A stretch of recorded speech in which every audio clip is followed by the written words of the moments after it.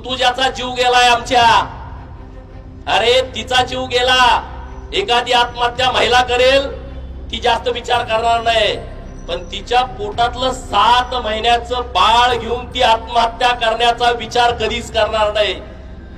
जेव्हा शेवटचं टोक येतं तेव्हाच आई स्वतःच्या बाळाला संपवण्याचा विचार करते. गावात कोण धर्मांतरण करायला आला त्याला ज्याला ठोकून काढेल त्याला 5 लाख रुपये, आणि ज्याला पूर्ण त्याचा सैराट करून टाकेल त्याला 11 लाख रुपये. जो पाद्री ज्यानं त्यांच्यावरती अन्याय केलाय त्याला तुम्ही तात्काळ अटक करा आणि त्याला फासाच्या सुळावरती चढवा, तर आणि तरच ऋतुजाला न्याय मिळेल. कायदा आणि सुव्यवस्था पाळायची जबाबदारी ही नुसत्या हिंदूचीच आहे. हा जर पोलीस प्रशासनाचा गैरसमज असेल तर तो गैरसमज त्यांनी पहिला त्यांच्या डोक्यातनं काढून टाकावा. तुम्ही माझी काय वाकडी करायचे करा, मी आता इथून पुढे या विषयामध्ये पडलोय आणि मी एखाद्या विषयामध्ये पडलो हिंदू समाज जागा होतोय आणि रस्त्यावरती येतोय.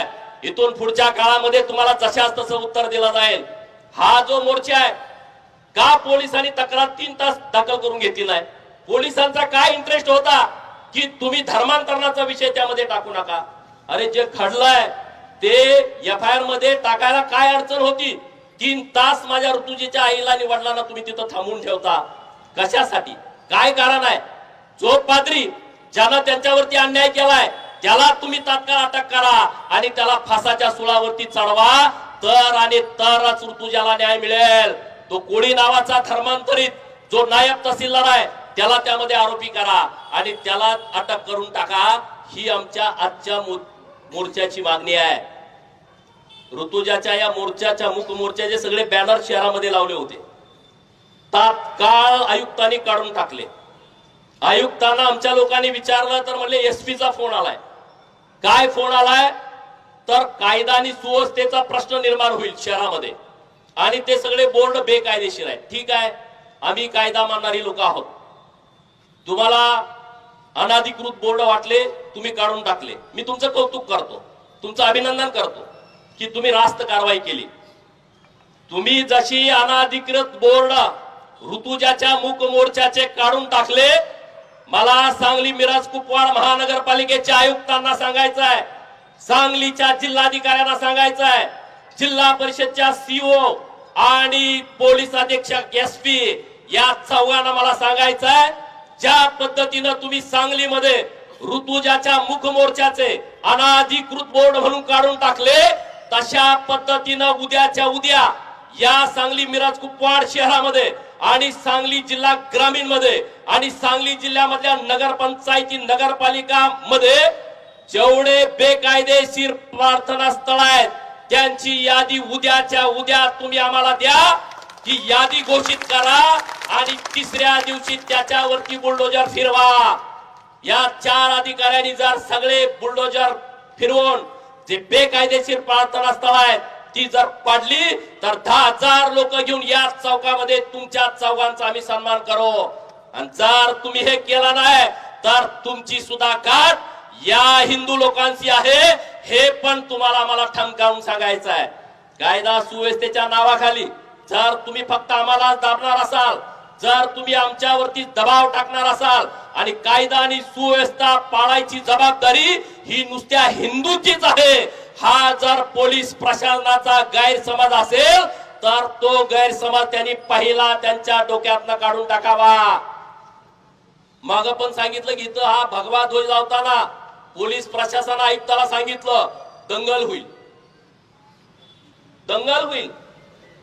सांगलीच्या राम मंदिर चौकामध्ये भगवा ध्वज लावला तर सांगलीमध्ये दंगल होईल, असं तुम्ही मिसगाईड पालकमंत्री महोदयांचं करताय.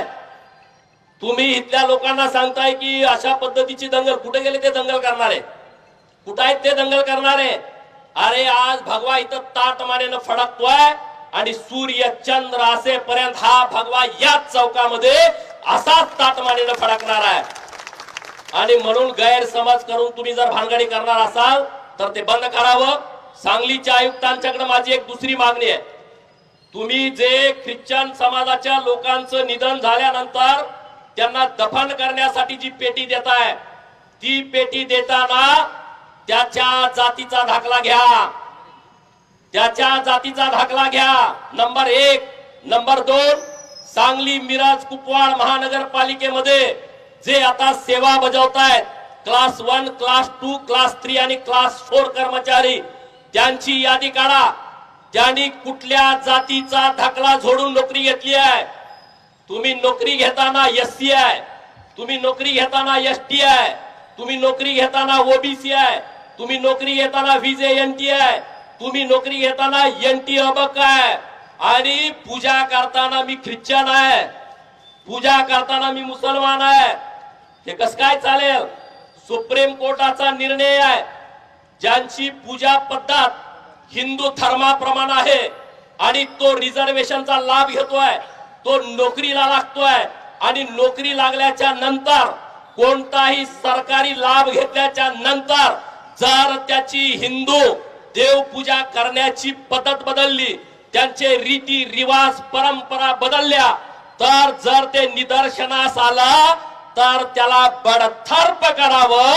सांगली मिरज कुपवाड महानगरपालिकेच्या आयुक्तांना, जिल्हाधिकाऱ्यांना, सीओ मॅडमना आणि पोलीस प्रमुख एसपी साहेबांना माझं आव्हान आहे की तुम्ही या सगळ्यांची यादी काढा.